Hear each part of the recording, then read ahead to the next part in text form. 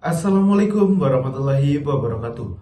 Perkenalkan, nama saya Aditya Firana Putra dengan NIM 23040674095 dari kelas 2023B.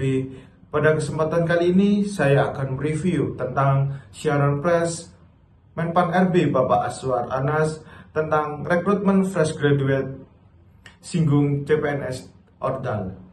Berikut cuplikan siaran pers kali ini.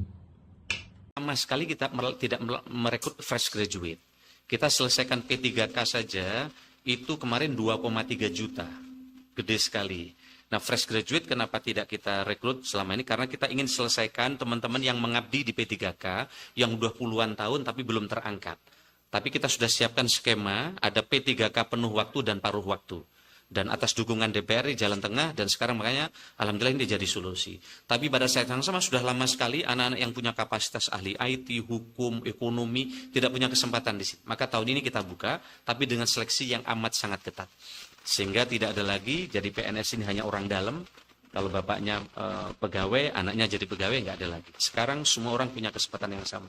Maka kemarin saya senang ada anak desa tiba-tiba menjabat di posisi tertentu karena sekarang punya kesempatan yang sama. Saya kira ini adalah komitmen pemerintah untuk menghadapi Indonesia Emas dengan menyiapkan SDM, dan pada saat yang sama pemerintah sedang menyiapkan apa yang disebut dengan sistem pemerintah berbasis elektronik. Kenapa?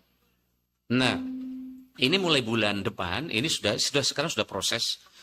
Formasi sudah ada, sekarang sudah kita koordinasi terus, tapi kita akan pelototi. Kadang KL tuh nakal, yang diusulkan formasi yang justru nggak diminta ke IKN. Kalau nggak ada kita kembalikan. Maka siang nanti setelah ini kami akan zoom dengan BKN, saya minta dipelototi lagi kementerian lembaga berapa yang sudah akan dimasukkan ke IKN.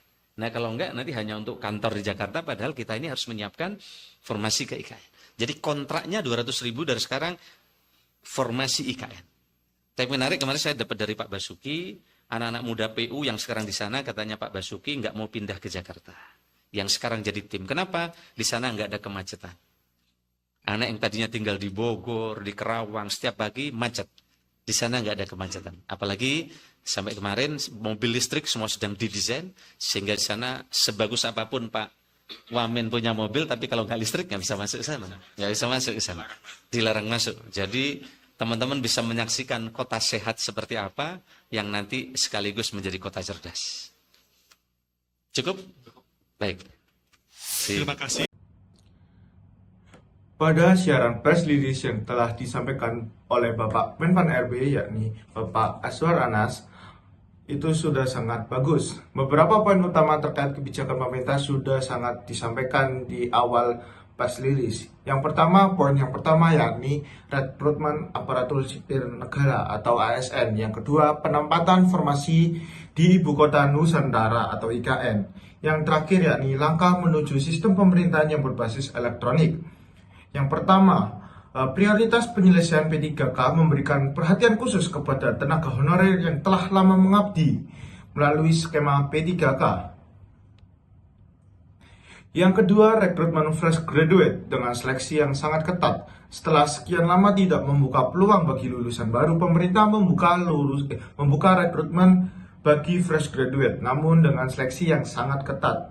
Yang selanjutnya yakni fokus penempatan di IKN. Pemerintah menekankan pentingnya alokasi formasi ASN di IKN untuk mendukung pembangunan kota cerdas dan sehat. Dan yang terakhir, sistem pemerintahan berbasis elektronik. Pemerintah pada saat ini sedang mempersiapkan sistem ini sebagai langkah menuju efisiensi dan transparansi administrasi.